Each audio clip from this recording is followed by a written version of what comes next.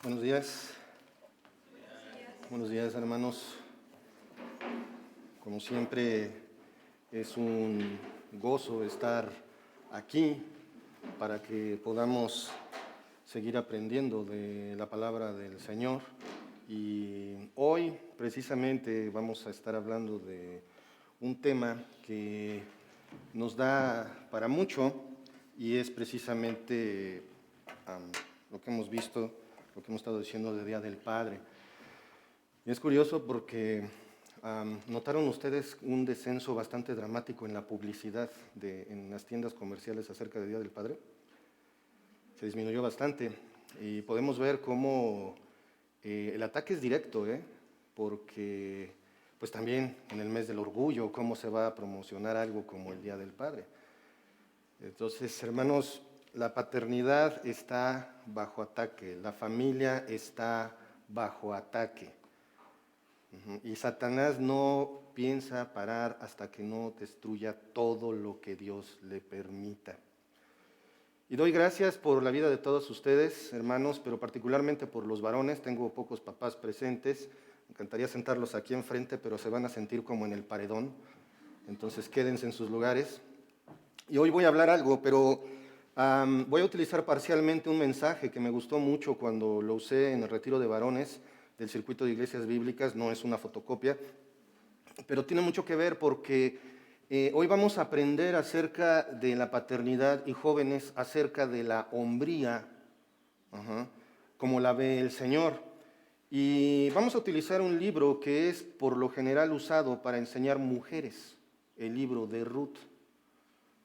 Pero dentro del libro de Ruth hay un gran ejemplo para nosotros los varones. Y quiero que pongan mucha atención. Si sientes que te duermes, párate, date una cachetada o pídele al de al lado que te dé una bien puesta, por favor, para que te mantengas despierto, porque esto es bien importante. Tal vez parezca que uno exagera, pero el mensaje es bien importante. Y vamos a tener una introducción bastante larga, por eso vamos a orar antes de la introducción. Acompáñenme a orar, por favor. Padre amado, Padre celestial, te damos gracias, Señor, por este día. Gracias, Padre, por todo lo que nos das, por tu amor y misericordia. Y, Señor, te damos gracias porque nos permites tener acceso a tu palabra, Señor. Gracias porque estamos aquí para poder alabarte, escuchándola, Señor.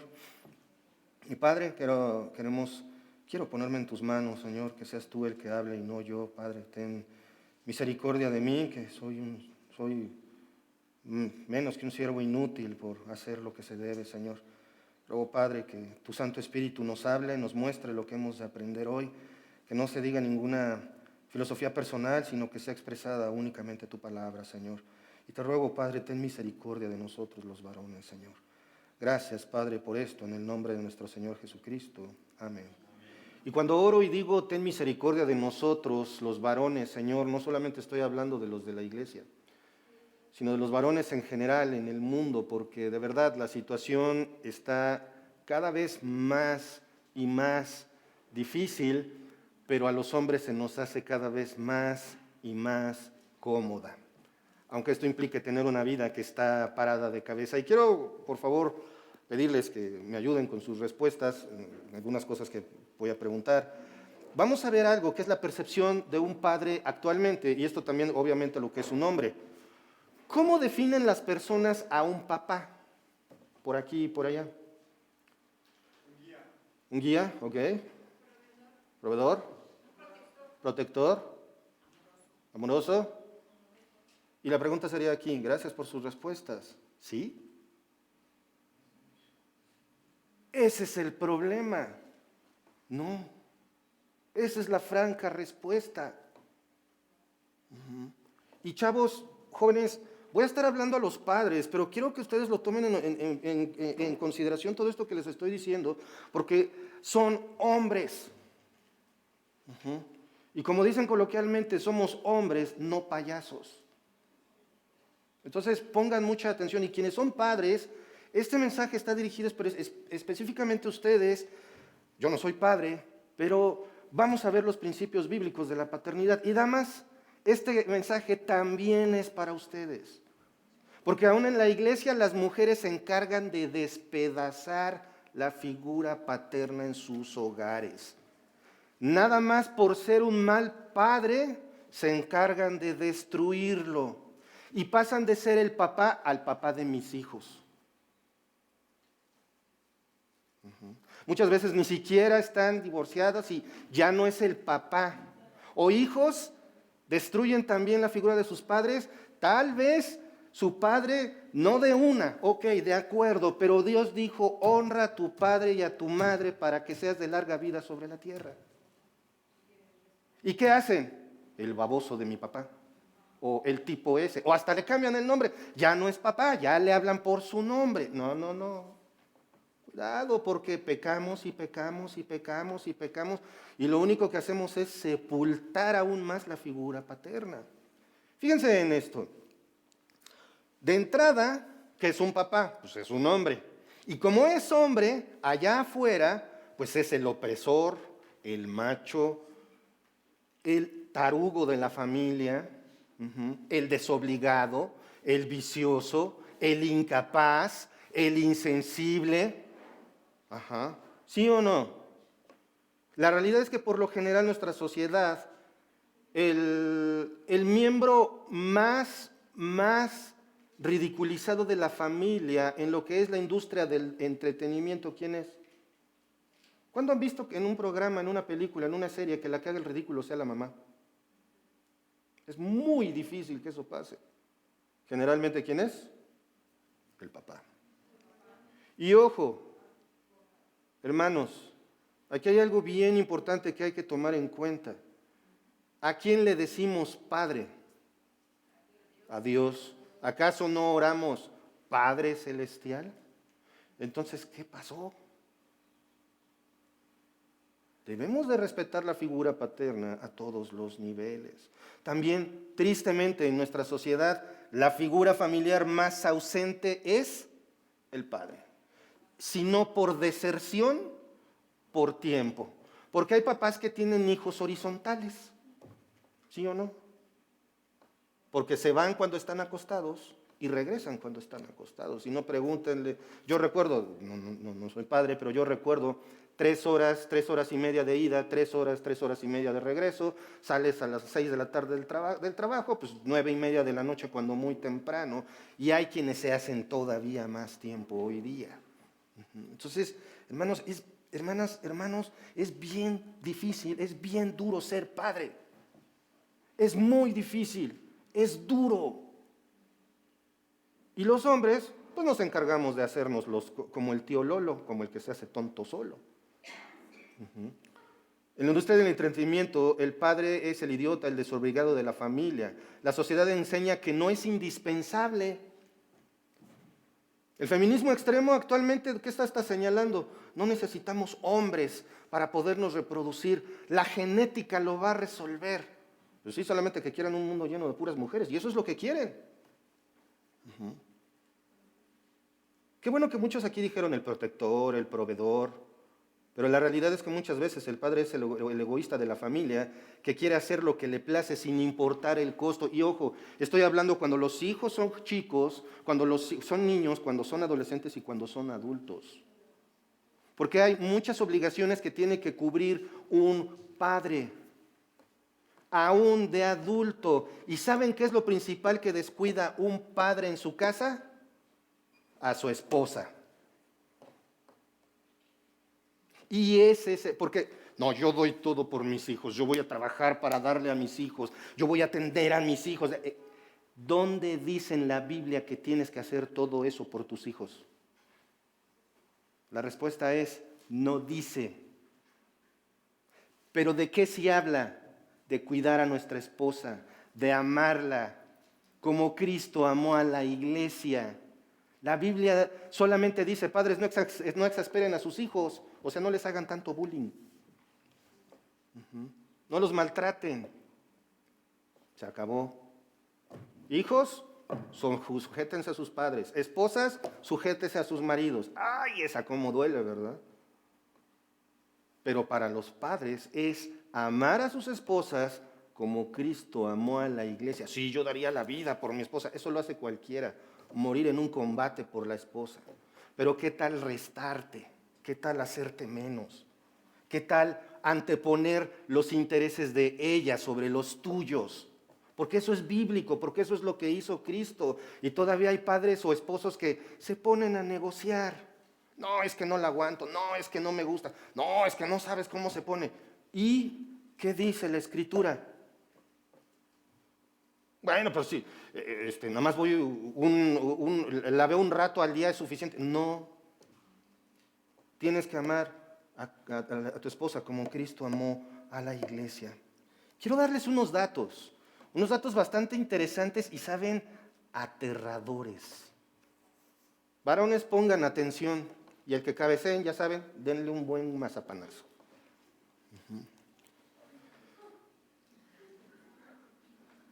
Las investigaciones en los últimos años han documentado que la ausencia física y o emocional del padre se correlaciona con el resultado negativo en sus hijos. Los hijos que viven en una familia monoparental, es decir, solamente con un padre, en este caso la madre por lo general, muestran desajustes psicológicos, bajo rendimiento académico y mal comportamiento en la escuela, depresión, comportamiento antisocial, se vuelven impulsivos o hiperactivos, ¿les va sonando? Y dificultades para establecer y mantener relaciones cercanas, sobre todo con los hombres. Los niños, sin la presencia de su padre biológico, tienen mayor probabilidad de ser pobres, de tener un hijo fuera del matrimonio y una tendencia a experimentar la pubertad a una edad más temprana. Esto porque no está papá, pero todavía no acabo. Son más propensos a ser ociosos. ¿Cuánto tiempo pasan los muchachos pegados en el celular, por ejemplo? A tener un estatus ocupacional más bajo. Tienen más probabilidades de convertirse en padres adolescentes, de ser arrestados y estar desempleados por largos periodos, involucrarse en delincuencia juvenil, a manifestar baja autoestima y manifestar problemas de comportamiento. ¿Se dan cuenta, varones, del impacto que causa el hacerse el loco con las obligaciones? Pero no se crean que es llevar dinero y sentarse a ver el fútbol en la casa. Ahorita vamos a ver de qué estoy hablando cuando me refiero a obligaciones. Los niños que se forman con un solo progenitor tienen mayor riesgo de desarrollar problemas emocionales o mentales, conducta antisocial e irresponsabilidad. O sea, no son irresponsables de gratis. Tienen 3 veces más probabilidades de presentar problemas con las amistades. Escuchen esto, el 70% de los jóvenes delincuentes provienen de familias monoparentales. O sea, 70 de cada 100 delincuentes son producto de un papá irresponsable. 70 de cada 100. Esto es un dato en Estados Unidos. En Latinoamérica el número es mayor. Los niños que crecen en un hogar monoparental tienen casi el doble de la tasa de abuso y más del doble de posibilidades de terminar en la cárcel. ¿Se dan cuenta, varones? Y luego ¿cómo los escucho seguido hablando de nietos, sobrinos, hijos? Es que ya no sabemos qué hacer con él. ¿Estás haciendo lo que debes? ¿Y se le explica? No. 2 más 2 son 4, hermano, es tu culpa. Se acabó. Y esto afecta incluso hijos adultos.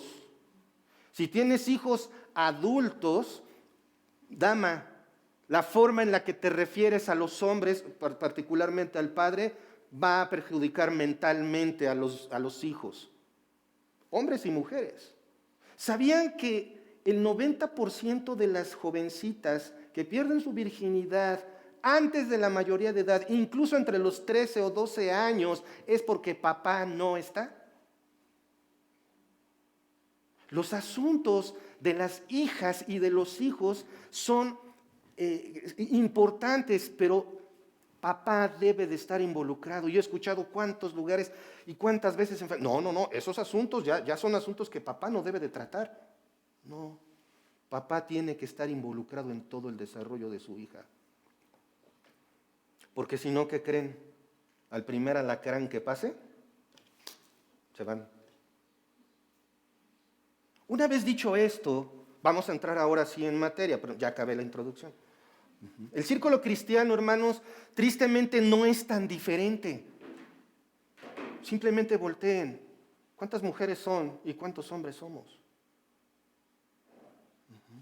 Descuenten a los jóvenes y el número se reduce todavía más. Claro, hay muchas causas por las cuales los hombres no pueden estar en la iglesia. Dije, no pueden estar en la iglesia, pero deben. Generalmente los hombres de las iglesias no quieren tomar responsabilidades. Hermano, vamos a estudiar para que seas el próximo diácono, para que seas el próximo predicador, el próximo pastor. No, es que es mucho. No, es que esto. Corrige esto en tu vida para que puedas hacer un ministerio. No, me conformo con esto. Así ya no corrijo lo que está mal. Hermanos, los hombres en la iglesia, y yo pensé, le decía a Mark, yo pensé que el problema era nada más aquí. Pero cuando fuimos y nos reunimos con el circuito bíblico de iglesias, sorpresa. Es la misma situación en todas las iglesias. Bueno, a lo mejor las iglesias del circuito nada más. Fuimos a las conferencias, la mayoría eran mujeres. Sí había muchos hombres, pero porque éramos un montón de gente ahí metidos. Hermanos, ¿qué está pasando con los hombres? Es que quiero tener mi novia. Es que quiero estar en adulterio, es que no me quiero hacer responsable, es que quiero seguir teniendo sexo antes del matrimonio y entonces por eso pues no dejo el pecado porque el pecado es sabroso. No, eso nada más te va a llevar a repetir el círculo. Y ojo, jóvenes, creen que han tenido un mal padre. Si tu comportamiento no es de acuerdo a lo que Dios quiere, vas a ser igual o peor. Por eso es tan importante que los varones le enseñemos las escrituras a los más jóvenes.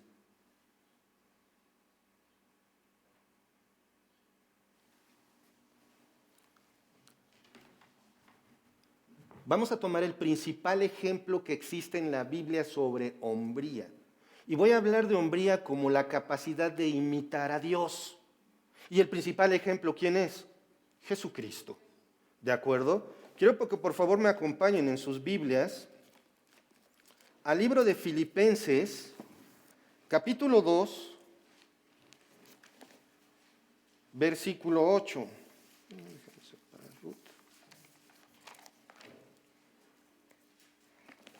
Filipenses 2, ¿sí dije 8? Sí, 8. ¿Ya lo tienen? Y estando en la condición de hombre, se humilló a sí mismo, haciéndose obediente hasta la muerte y muerte de cruz. A ver, vamos a ver. Aquí hay un ejemplo de hombría, varones.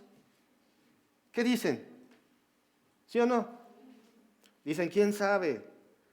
Y estando en la condición de hombre, Cristo es Dios. Y esto es un argumento también cuando alguien les diga, ¿sabes qué? Es que Jesucristo no es Dios. Vamos a ver un poquito del contexto y dicen desde el versículo 5, haya pues en vosotros este sentir que hubo también en Cristo Jesús, el cual siendo en forma de Dios, o sea, si tienes forma de Dios, ¿qué eres? Pues eres Dios. No estimó el ser igual a Dios. Si eres igual a Dios, ¿qué eres? Dios. No te pareces a Dios, eres Dios. Cristo es Dios. Ahí está. Siendo en forma de Dios, no estimó el ser igual a Dios como cosa que aferrarse, sino que se despojó a sí mismo, tomando forma de siervo, hecho semejante a los hombres, y estando en la condición de hombre, ahí ya empezamos, se humilló a sí mismo, haciéndose obediente hasta la muerte y muerte de cruz.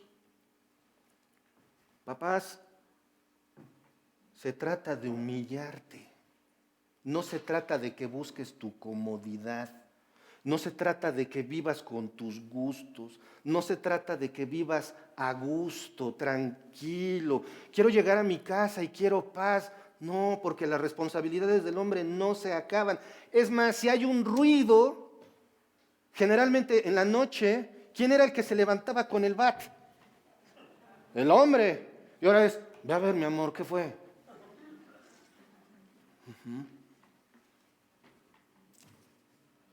Cristo no tomó en cuenta su deidad para salvarte. Y aquí viene el Evangelio. Cristo, siendo Dios, se humilló, añadió a su divinidad la humanidad para que así pudiera ser el sacrificio definitivo para el perdón de tus pecados. Si tú crees esto, entonces puedes ser hijo de Dios. Arrepiéntete y pon tu fe en Cristo.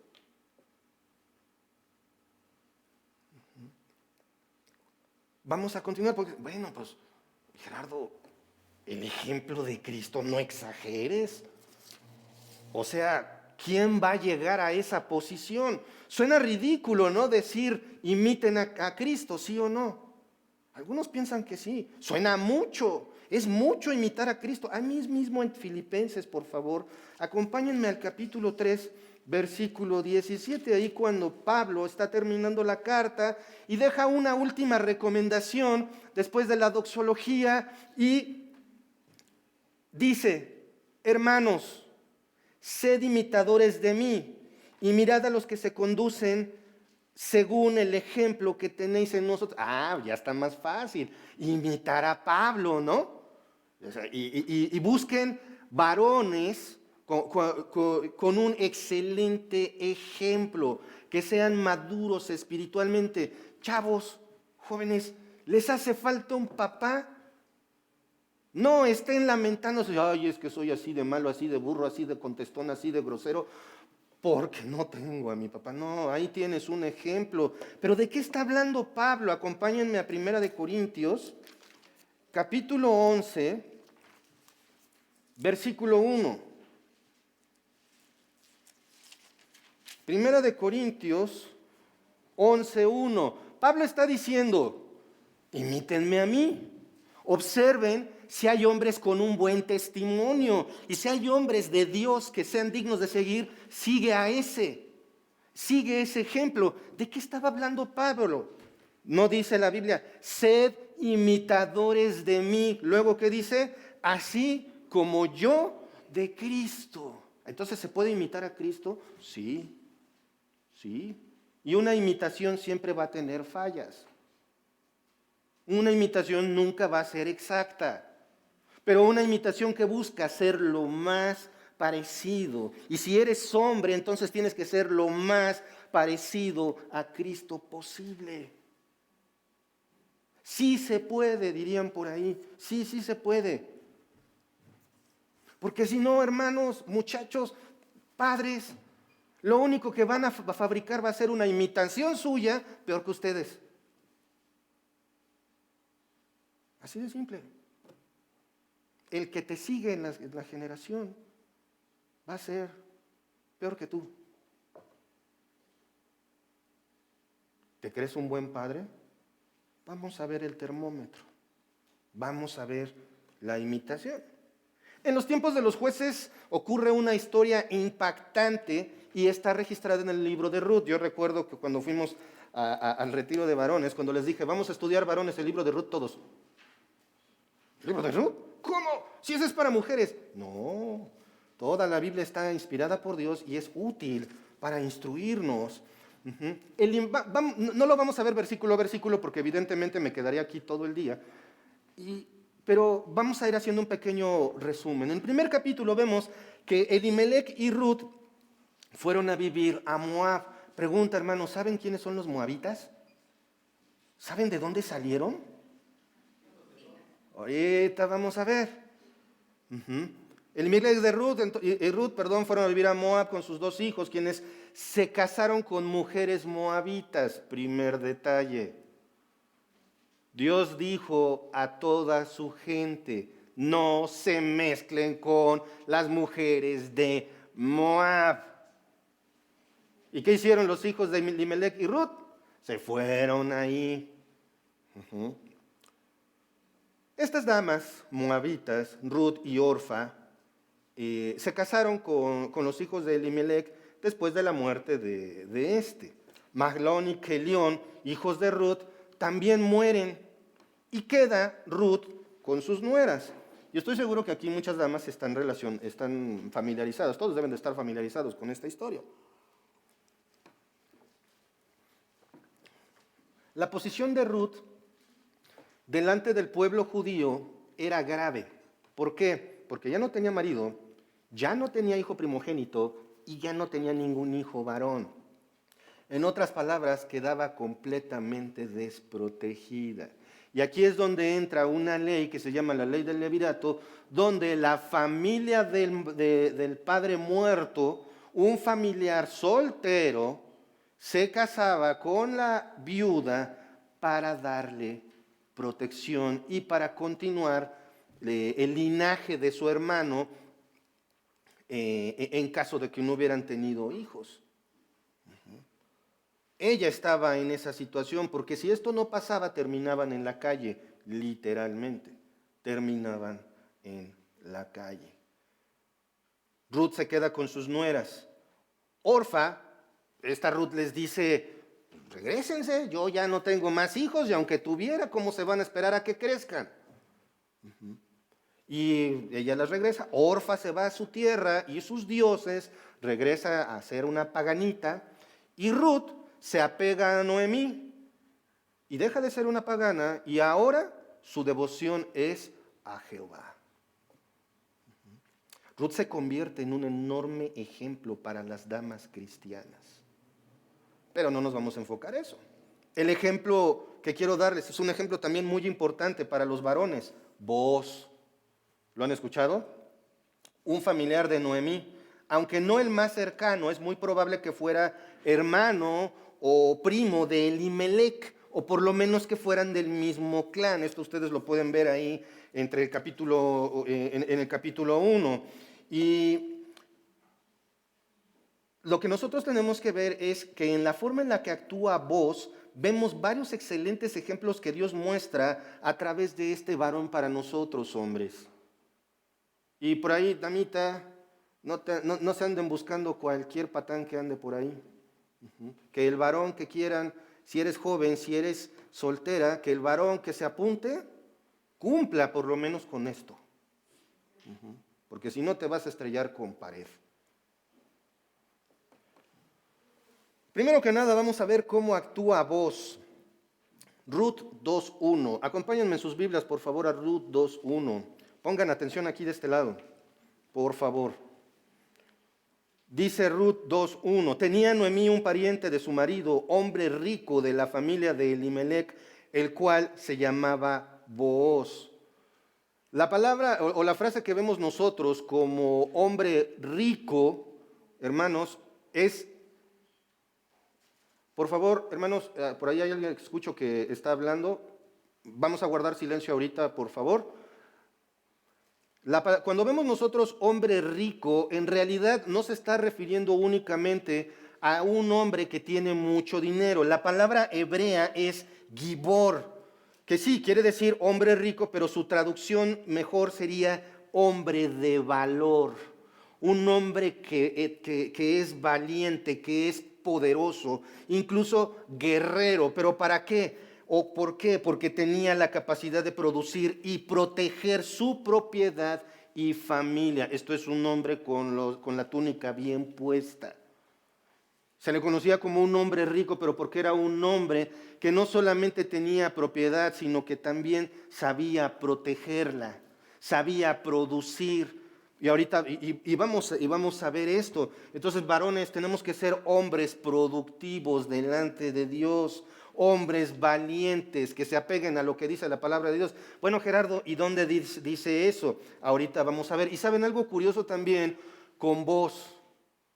¿Qué significa Booz? Significa en él hay fuerza. Y una característica de Booz que tenemos que tomar en cuenta, dado que él, como vamos a ver, cumple con la ley del levirato, es que o era soltero o era viudo. Porque si no, a él no le correspondía cumplir con la ley del levirato. Pero ahorita vamos a ver eso un poquito más a detalle. En segundo lugar, Booz ahora como un ejemplo de comportamiento. Ruth 2.4, acompáñenme en sus Biblias, vamos a estar ahí un buen ratito en Ruth. Y he aquí que Booz vino a Belén y dijo a los segadores, Jehová sea con vosotros. Y ellos respondieron, Jehová te bendiga. Aquí hay algo muy importante, ¿se dan cuenta? Básicamente, ¿quién es el dueño de la tierra que están segando? Es vos. ¿Quién es el mero mero de ahí? Es vos. ¿Y qué llega y hace con sus trabajadores? No solamente los saluda, los bendice. Y cuando tú bendices a alguien es porque lo aprecias. No vamos por aquí, por allá, hola Mark, que el Señor te bendiga grandemente. No, nada más le digo, ¿qué hubo? Pero si aprecias a alguien, también le das bendición, también le dices, Dios te bendiga. ¿Cómo estás, hermano? Dios te bendice. Porque hay una cierta familiaridad. Y entonces vemos en vos una humildad de él para con sus obreros. Ah, pero ¿qué crees, Gerardo? Yo no soy jefe, yo soy empleado. Lo mismo, tienes que ser humilde. Y hermanas, esto no nos las exime.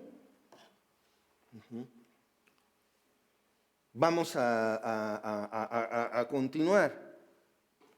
Otra cosa que tenemos que ver con el comportamiento de vos, ahí en capítulo 2 de Ruth, versículos 11 y 12. Acompáñenme. Respecto a esta Ruth. ¿No? Ah, sí, 5:8, perdón, me adelanté un punto. Vamos a ver el trato cuidadoso de vos. Y ojo, también aguas con el trato a las damas. Sobre todo, varones, cuando estamos conociendo damas más jóvenes. Aguas. Gracias por corregirme. Ruth 2, 5 al 8. Dice así. Y vos, dijo a su criado, el mayordomo de los segadores, ¿de quién es esta joven? ¿Qué vio vos? Una joven. Ojo, ¿por qué la vio? ¿Por qué piensan ustedes que la distinguió de entre todas las demás personas que estaban ahí? Porque él conocía a todos y muy probablemente, como escuché por ahí, porque era bonita. Sí, es muy probable. La Biblia no nos dice, pero hombres, seamos honestos, cuando algo nos llama la atención de en medio de una multitud, yo cuando vi a Moni en la clase, cuando entramos a la prepa, dije cámara, rim, pivote y llanta. Y era lo único que brillaba, parecía que tenía un foco encima de la cabeza. ¿No les ha pasado, varones? Eso pasa. Cuando el corazón te late como burro sin mecate. Pero ojo, precisamente recuerda que el corazón es engañoso y perverso. Si te dejas llevar por tu corazón, le estás haciendo caso a algo engañoso y perverso. Vamos a continuar. ¿Vos ya la vio? Versículo 6. Vamos a continuar. Dice, y el criado, mayordomo de los segadores, respondió, es la joven moabita que volvió con Noemí de los campos de Moab y ha dicho, perdón, una pausa aquí, moabita. Vos, como vamos a ver, va a tratar a Ruth con mucho respeto, pero ojo, hermanos, era una moabita. Ser de Moab significaba ser producto de la relación incestuosa de Lot con una de sus hijas. O sea, eran primos básicamente. Por eso los judíos despreciaban a los moabitas, porque no solamente fueron un pueblo que rechazó al pueblo de Israel, sino que eran producto de esa relación incestuosa de Lot con sus hijas. Y la idea de las hijas fue, vamos a emborrachar a nuestro papá para que podamos acostarnos con él, para poder tener relaciones con él. Y en lugar de decir, no, imposible, mi papá jamás va a tocar el vino, sabían perfectamente que Lot se iba a poner una guarapeta de campeonato. ¿Se dan cuenta qué tan importante es que los papás estén atentos todo el tiempo? Los hijos hacen cada burrada y necesitan un papá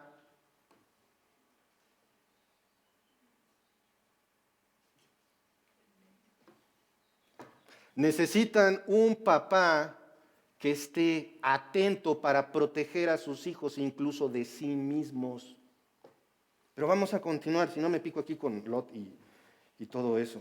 Te ruego que me dejes recoger, ella dijo, te ruego que me dejes recoger y juntar tras los segadores entre las gavillas. Entró pues y está desde la mañana hasta ahora sin descansar ni aún por un momento. Entonces Booz dijo a Ruth, oye, hija mía, no vayas a espigar a otro campo, ni pases de aquí, aquí estarás junto a mis criadas.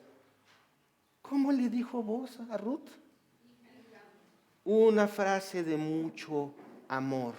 No le dices hija a cualquiera. Tal vez llamó la atención de Ruth, perdón, la atención de Booz, esta Ruth. Tal vez esto pasó. Pero ¿qué hizo? ¿Qué antepuso? El respeto. El respeto. Entonces, hermanos, ¿cómo debemos de tratar a las jovencitas, a las mujeres más jóvenes que nosotros? Con respeto. ¿Y a las de nuestra edad? Con respeto. ¿Y a las más grandes? Con respeto. Porque son mujeres. ¿De acuerdo? Ahora,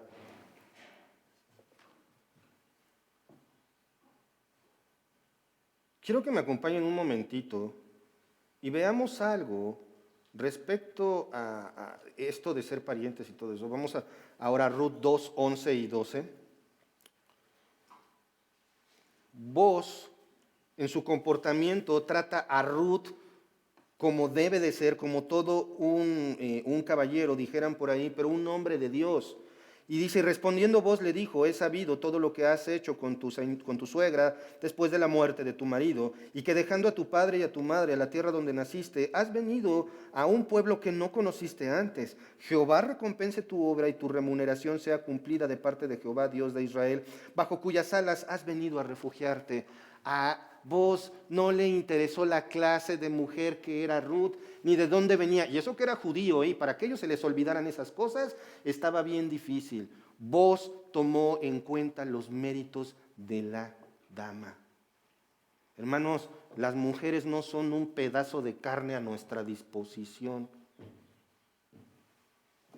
Debemos de tratar con respeto a las damas y tomar en cuenta sus méritos. Si es inteligente, es como yo digo, demonio, es más inteligente que yo, eso es un hecho. Mientras yo digo 2 más 2, ella ya dio la raíz cuadrada.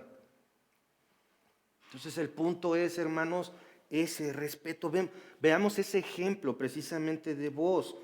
Y quiero que confirmemos esto que les había comentado. Vamos a Génesis, capítulo 19. Acompáñenme por favor en sus Biblias. Génesis 19, versículos 36 al 38. Nada más para confirmar el asunto que les decía de dónde había salido este pueblo de los moabitas. Ahí, Génesis 10, las páginas. Génesis 19, 36 al 38. Dice, y las 2 hijas de Lot concibieron ¿de quién? De su padre. Ojo, aquí quiero hacer una pausa. Muchos por ahí dicen, bueno, si está en la Biblia, entonces está permitido. Y esto lo utilizan en círculos cristianos para justificar, no son cristianos obviamente, particularmente aquellos que son de la Iglesia de Jesucristo de los Santos de los Últimos Días, que precisamente pues como que no le tienen respeto a la paternidad ni a tampoco de ser hijo. Y como dice aquí que sus 2 hijas concibieron de su padre, pues entonces los papás pueden hacerlo. No, está mencionado en la Biblia, pero en ningún lugar dice que sea agradable a Dios. No porque lo mencione en la Biblia quiere decir que es agradable a Dios. Esto le repugna a Dios. Y las 2 hijas concibieron de su padre.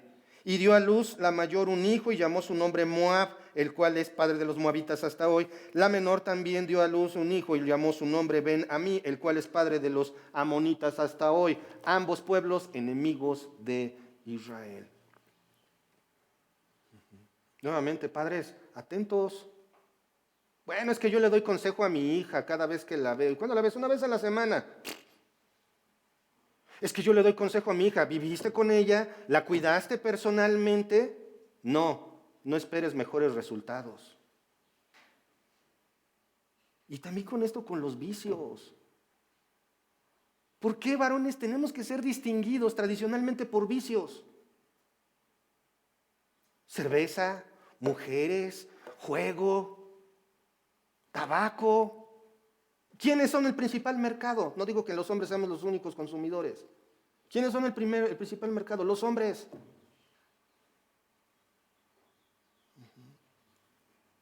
¿Qué bajo lugar tiene la masculinidad en el mundo? ¿Se dan cuenta? Por eso titulé a mi mensaje, sé un padre contra cultura. Oponte a la cultura, oponte a lo que enseña la sociedad. Entonces vemos que pues Boaz reconoce el comportamiento de Ruth. Boaz se comporta, otra cosa que tenemos que ver, hermanos, también no falta por ahí el cuarentón, sesentón, setentón, que se quiere sentir veinteañero y se quiere buscar una novia más jovencita. Y es que, hermano, pues ya viste a mi esposa, ya tiene barriguita, ya no se ve como antes, entonces por eso me fijo en otras mujeres. ¿Ya te has visto en el espejo? ¿Ya te diste cuenta que ya tienes menos cabello? ¿Ya te diste cuenta de que estás más arrugado? Hermanos, varones, cuidado con querer volver a ser niños. Padres, no están aquí para hacer lo que quieren. Un hombre, ¿qué hace? Lo que le corresponde. Eso es lo que hace un hombre, lo que le corresponde. Vos pudo haberle hecho como David, ¿no? Está bonita, tráiganmela un ratito, la uso. Porque eso es lo que hacen los varones con sus novias cuando no están listos para casarse. Las usan física y sentimentalmente. No se hagan. No, es que yo la amo sus hermosos sentimientos. Mucho cuidado con ese engaño. ¿Qué es lo que hace? Vos se comporta de acuerdo a su posición y su edad. Lo vemos en el hecho de que se dedica a trabajar. Es conocedor de la ley mosaica, llama hija a Ruth, disfruta de su trabajo y sus beneficios, pero no está buscando comodidad. ¿Cómo sabemos esto? Acompáñenme por favor aquí al capítulo 3, donde ya Boaz está en acción. Y se le puede observar cómo es. Ruth 3:2. Dice ahí la palabra del Señor: ¿no es Boaz nuestro pariente con cuyas criadas tú has estado? He aquí, él avienta esta noche la parva de las cebadas. Me encanta esta parte. ¿Quién era el mero mero? Boaz. Cuando vemos aquí de que va a aventar la era, sí, va a aventar. Agarraban el grano, la cebada, en una canasta plana, bueno, casi plana, y empezaban con el viento de la tarde, empezaban a hacerle hacia el grano. Entonces lo que pesaba volvía a caer en la red y la basurita se la llevaba el viento. Bien podía decir el texto que Boaz, sus empleados eran los que hacían esto, pero el texto hace referencia a que él era el que lo hacía. Él estaba ahí metido entre todos sus trabajadores, aventando la era, trabajando con sus manos, no sintiéndose superior por ser el jefe, por ser el dueño de la tierra. Versículo 7, ahora. Y cuando Boaz hubo comido y bebido y su corazón estuvo contento, se retiró a dormir a un lado del montón. Una pausa aquí.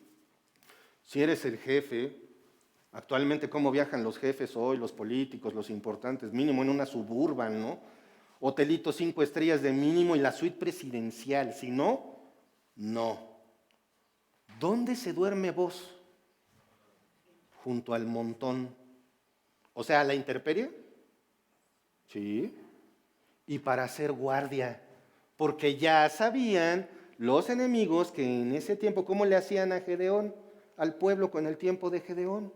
Sabían que ya habían cosechado y era cuando los atacaban y les quitaban el producto de las cosechas. ¿Vos qué hace? No, esto es mío y de mis empleados y de mi familia. Aquí me quedo. ¿Vas a dormir en el suelo? Ni modo. ¿Vas a dormir al aire libre? Ni modo. Porque un hombre hace lo que le corresponde. Vamos a seguir viendo esta parte en el versículo 7. porque no lo terminamos. Dice ahí, entonces ella vino calladamente y le descubrió los pies y se acostó. Un detalle aquí más, es que dice que su corazón estaba contento. ¿Ya ves? Vos se puso bien cohete. No, porque el contexto nos dice que siguió trabajando durante la noche. ¿Dónde se durmió? A un lado de su producto. Esto de que su corazón estaba contento es como el hombre que llega con la quincena en la mano, con el pago, con el fruto del trabajo de sus manos, y le dice a su esposa, aquí está todo para todas las necesidades de la casa. Y ve que toda su familia tiene lo que necesita. ¿Y cómo se siente un varón? Esto a lo mejor muchos, las damas no lo entienden, pero un varón se siente contento, se siente satisfecho cuando ve a su familia con lo que necesita. Ayer estaba platicando con Jesús, uno de los guardias del lugar donde nosotros vivimos, y precisamente me estaba compartiendo eso. ¿Sabes qué? Me dieron una lanita extra, llevé a mi esposa a comprar lo que necesita, y ¿sabes cómo me sentí? Bien contento. ¿Te compraste algo? No. ¿Han escuchado esa respuesta? ¿Quieres algo? ¿Y qué contestamos los hombres? No. ¿No quieres esto? Pues sí, sí me gusta, pero no. Claro, faltan los al revés, ¿no? Que quieren toda la lana para ellos. Y hay que pagar lo del food, y hay que pagar lo de las chelas, y hay que pagar lo de esto, y hay que, el cable, con 200 canales, aunque nada más vean 3. Aguas, hermanos, aguas, varones. Vemos este comportamiento. Y lo que hace Ruth, muchos dicen, pues ahí está, sin casarse. No, literalmente Ruth fue y se acostó a los pies de Booz solamente para solicitarle protección. Cuando ella se acostó a los pies, estaba demostrando absoluta sumisión. Y taparse con tantita cobija era pedir eso, cobijo, pedir protección. No vamos a entrar en detalle en la ley del levirato, porque si no esto se puede prolongar más, pero ahí es donde está pidiendo protección. ¿Por qué? Porque al seguir viviendo con Noemí, Ruth también era pariente de Booz. No le fueron a pedir al galanazo Booz que se casara con Ruth, porque así iban a hacer un buen trato y las cosas iban a salir bien para todos y la familia se iba a quedar con el dinero y todas esas cosas. Por cierto, también, hermanos, varones, si estás haciendo un patrimonio con tu esposa, no es tuyo, es de tu esposa. Dice un chiste por ahí, si tú tienes $20 y tu esposa tiene $20, ella tiene 40.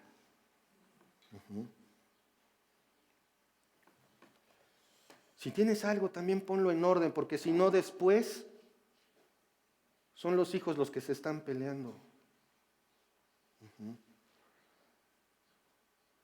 Vos no satisface sus necesidades. Él bien pudo haber intentado abusar, ¿sí o no? Recuerden qué hizo David. Él bien pudo hacer otra cosa, pero nosotros lo que estamos viendo es que es un hombre que no satisface sus necesidades. Toma en cuenta las de Ruth. Vamos a Ruth, capítulo 3, versículos 9 al 11. Dice así la palabra del Señor. Entonces, imagínate, se acuesta una dama en tus pies, ¿qué cara pones? Entonces él dijo, ¿quién eres? Y ella respondió, yo soy Ruth tu sierva, extiende el borde de tu capa sobre tu sierva por cuanto eres pariente cercano. Y él le dijo, vean este trato, bendita seas tú de Jehová, hija mía. Nuevamente, la vio entre la multitud, le llamó la atención, por supuesto, no la conocía y probablemente era bonita, pero ¿qué hace? Se aprieta la túnica y se comporta como debe, porque un hombre hace lo que le corresponde. Bendita seas tú de Jehová, hija mía. Has hecho mejor tú postrera bondad que la primera, no yendo en busca de los jóvenes, sean pobres o ricos. Vos reconoces su edad. No, soy un super galán y vean, tengo 60 años y puedo con todas. Sí, pero puedes hacer ridículo. Continúa ahí en el versículo 11. Pues, ahora pues, no temas. ¿Otra vez? Hija mía, yo haré contigo lo que tú digas, pues toda la gente de mi pueblo sabe que eres mujer virtuosa. Y luego continuamos, vamos a brincarnos al versículo 13. Pasa aquí la noche, y cuando sea de día, si él te redimiere, bien redímate. Esto, me brinqué el versículo 12 porque quiero que veamos ahora, nos regresemos al 12 y veamos que Booz no era ningún tonto ni ningún aprovechado. Versículo 12, léanlo ahí en sus Biblias. Y ahora, aunque es cierto que yo soy pariente cercano, con todo eso hay pariente más cercano. ¿Le interesaba a Booz Ruth? Sí. ¿Pero qué era primero? Lo que Dios manda. Varones, grábense esto. Es como lo que escribió Alfredo Morga, mi maestro, en su Biblia, cuando empezó su ministerio, cuando se graduó del seminario. Cumpliré con mi deber a pesar de mis sentimientos. Primero se hace lo que Dios manda y luego lo que quieres. ¿Qué va primero? ¿Qué va primero, hombres? Increíble. Lo que Dios manda y luego lo que quiero. Resistan el sueño, hermanos. Les estoy hablando a ustedes varones y ninguno contestó. ¿Qué está pasando, hombres?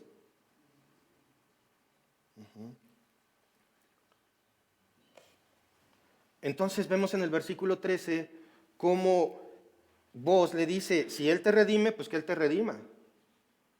Pero si Él no quiere, entonces yo le voy a entrar. Redimir se refiere nuevamente a la ley del levirato. Y bueno, le dice al final, descansa pues hasta la mañana. Me encanta lo que sigue, porque vemos otra cosa que no nos gusta a los hombres. A mí no, es chistoso, pero a mí luego me cuesta trabajo hablar por teléfono. Hay un problema y muchos hombres tienden a mejor darle la vuelta en lugar de ir directo. Booz atiende sus asuntos de frente, es prudente, pero decidido. Versículo 18, capítulo 3, versículo 18. Entonces Noemí dijo, hermanos, lean esta frase conmigo, no necesariamente en voz alta, pero ¿no te gustaría que alguien dijera de ti esto? Entonces Noemí dijo, espérate, hija mía, hasta que sepas cómo se resuelve el asunto, porque aquel hombre no descansará hasta que concluya el asunto hoy. Noemí, sin conocer mucho a Booz, sabía de su fama y sabía que Booz iba a arreglar el asunto, no se iba a detener hasta que no se arreglara el asunto. ¿Se dan cuenta? A mí me encantaría que alguien dijera eso de mí. Se hace cargo de lo que le corresponde y lo resuelve pronto. Varones, eso es algo a lo que nosotros debemos aspirar. Vean este ejemplo de Booz. Habla con tu esposa. No, luego. Tienes que cumplir así. No, pues es que es incómodo. No, es que no me gusta. No, un hombre de a de veras va y lo hace.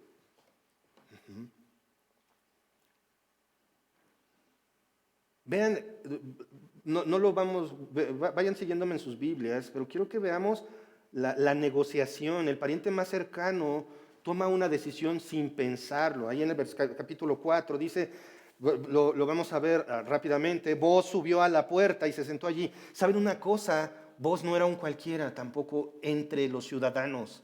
Porque para sentarse en la puerta quiere decir que casi fungía como juez. Era alguien importante, era alguien reconocido. Se sentó allí, quiere decir que se sentaba y discutía con los más sabios de la ciudad. Y he aquí que pasaba aquel pariente de quien Booz había hablado, el que era antes que él para redimir. Y le dijo, fulano, ven acá y siéntate. Muchas veces también eso pasa. Bueno, tienes que hablarle suavecito. No se trata de que entre hombres nos golpeemos. Pero tenemos una capacidad de comunicación muy buena. Si yo le pregunto a Mark, ¿cómo estás, Mark? Bien. Qué bueno, se acabó la conversación. Ya sé que tuvo un excelente día. Entre hombres las cosas se tienen que tratar bien, se tienen que tratar directas, sin ser imprudentes. Observemos a fulano. Tenemos a Booz y a fulano. La Biblia dice que se llama fulano, ¿no? Ven acá y siéntate. Y él vino y se sentó. Hablemos. Entonces él tomó a 10 varones de los ancianos de la ciudad. Fíjense en esto. ¿Para qué llamó ancianos? ¿Para qué? Para que fueran testigos. ¿Y esto de qué les servía? Para que constara todo lo que se dijera. Y dijo, sentaos aquí, y ellos se sentaron. Luego dijo el pariente, dijo al pariente, Noemí que ha vuelto del campo de Moab, vende una parte de las tierras que tuvo nuestro hermano Elimelec. Y yo decidí hacértelo saber y decirte que la compres en presencia de los que están aquí sentados y de los ancianos de mi pueblo. Si tú quieres redimir, redime. Y si no quieres redimir, decláramelo para que yo lo sepa, porque no hay otro que redima sino tú y yo después de ti. Y él respondió, yo redimiré. Se trata de tierra, se trata de propiedad. Venga, versículo 5. Entonces replicó Booz, espérame, no he terminado. El mismo día que compres las tierras de mano de Noemí, debes tomar también a Ruth la moabita, mujer del difunto, para que restaures el nombre del muerto sobre su posesión. Qué rápido fulano, ¿no? Venga, tierras, va. Espérame, el paquete no está completo. Falta la viuda. ¿Y qué respondió fulano? Versículo 6. Y respondió el pariente, no puedo redimir para mí, no sea que dañe mi heredad. Redime tú usando de mi derecho, porque yo no podré redimir. A fulano sí le interesó que fuera moabita. A fulano le amarraron las manos. También digamos que Booz fue bastante inteligente. Primero le soltó una cosa y luego le terminó de dar la realidad. Ya cuando le dijo, ¿te vas a casar con una moabita? Pues ya no. Dice versículo 7, y había ya desde hacía tiempo esta costumbre en Israel tocante a la redención y al contrato para la confirmación de cualquier negocio, el uno se quitaba el zapato y lo daba a su compañero, y esto servía de testimonio a Israel. Entonces el pariente dijo a Booz, tómalo tú, y se quitó el zapato. Y Booz dijo a los ancianos y a todo el pueblo, vosotros sois testigos, sois de que he adquirido de mano de Noemí todo lo que fue de Elimelec y todo lo que fue de Kelión y de Mahlón, y que también tomo por mi mujer a Ruth la moabita, mujer de Mahlón, para restaurar el nombre del difunto sobre su heredad, para que el nombre del muerto no se borre dentro de sus hermanos y de los de la puerta de su lugar. Vosotros sois testigos hoy. Y dijeron todos los del pueblo que estaban a la puerta de los ancianos, testigos somos. Jehová haga a la mujer que entra en tu casa como a Raquel y a Lea, fructífera, las cuales edificaron la casa de Israel, y tú seas ilustre en Efrata y seas de renombre en Belén. Hermanos, solamente aquí quiero aquí enfocarme en una cosa, la capacidad que tiene Booz de enfrentar esta negociación, porque no solamente es un hombre cumplidor, dirían por ahí, sino que es un hombre que conoce la palabra de Dios, conoce la ley, sabe lo que está haciendo. Fulano, ¿qué hizo? Va, rápido. Booz lo pensó, pero no solamente lo consultó con la almohada, sino que él conocía la palabra de Dios y por eso actuó como debía. ¿Se dan cuenta? Varones, ¿qué tanto tomas en cuenta la palabra de Dios para tomar tus decisiones del día a día?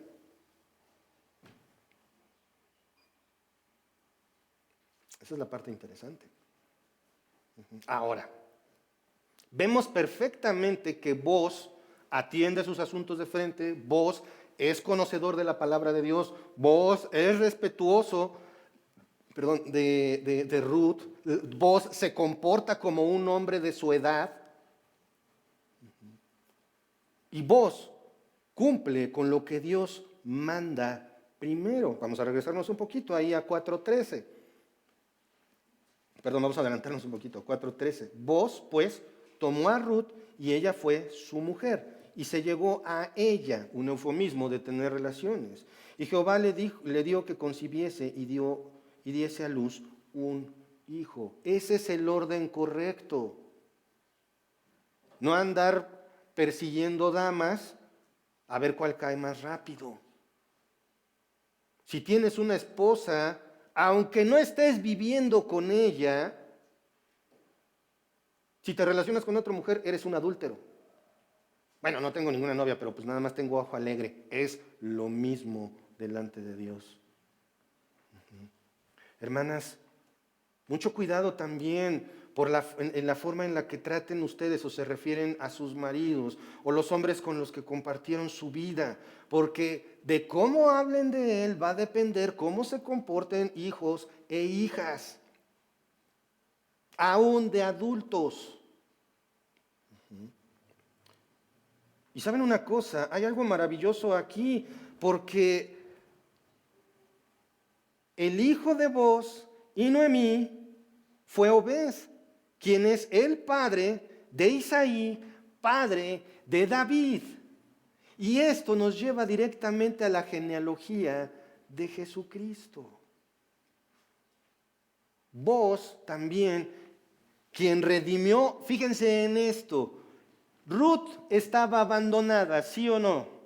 Con una fama terrible, ¿sí o no? Aunque su comportamiento fuera bueno, su fama era terrible, ¿sí o no? Booz, sin importarle quién era ni quién fue, la tomó amorosamente y la redimió, la salvó. ¿Le suena parecido? Es lo que Cristo ha hecho por ti. Siendo como eres, no le interesó nada de tu vida, ya te había predestinado para que fueras su hijo y Él te redime, te perdona de tus pecados.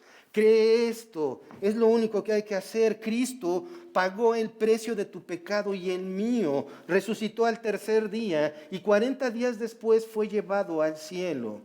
El precio fue cubierto y ahora hay acceso al Padre por lo que hizo Jesús. Ven a Cristo en arrepentimiento y fe. Y varones, creo que la palabra de Dios es clara. No hay mucho más que decir. Sean padres contra cultura. No se acomoden al mundo y no crean que lo estás haciendo bien porque nadie te dice nada. Compárate con la palabra de Dios. Señor, te damos tantas gracias, Padre, por este día. Gracias, Señor, te doy porque eres nuestro Padre. Y como Padre amoroso, nos muestras tu voluntad en tu palabra y nos dices lo que tenemos que escuchar y no lo que queremos, Señor. Gracias, Padre, por esto. Y, Señor, quiero ponernos en tus manos, Señor. Quiero poner en tus manos a cada varón aquí presente, a cada hombre, sea joven o adulto, Señor, que comprendamos que los hombres tenemos que hacer siempre lo que nos corresponde. Y lo que nos corresponde es seguir tu palabra, obedecerla, Señor.